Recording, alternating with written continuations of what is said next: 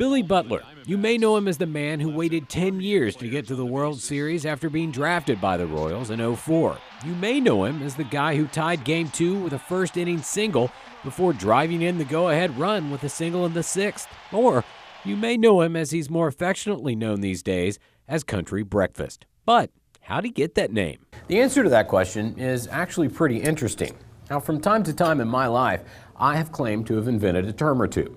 For instance, the term appetizer, which never really caught on and nobody really liked in the first place. Problem is, I can't prove that I invented that term. In this case, there is proof, because the guy who first referred to Billy Butler as Country Breakfast did so on Twitter, so we can follow it back. Also, we happen to know the guy pretty well. Incidentally, when it comes to Country Breakfast, I prefer mine with gravy. A breakfast that includes all of the meats, sausage, bacon, and ham, and Billy Butler, if anybody that's familiar with him knows that he looks like a guy that might put down a few of those meals every now and then. Ross Martin was once sports editor for the St. Joseph News-Press, and it was years ago when he first put the Country Breakfast nickname into the Twitter sphere. To explain how it happened, here's a Fox Sports reporter during a Royals-Marlins game and Ross himself recounting the incident.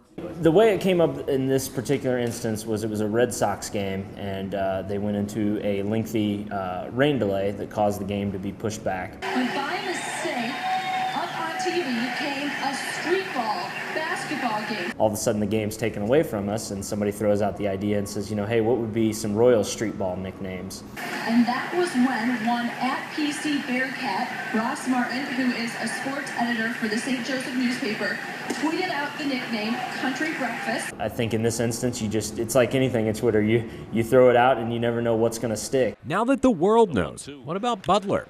Given the opportunity, Ross, would you tell him it was you? He didn't necessarily like it at first. I'm afraid he might be kind of upset with me and want to know why I would do that to him. But, I truly am one of his biggest fans, and I would love to. Alex, appetizer Flippin. No? Still no?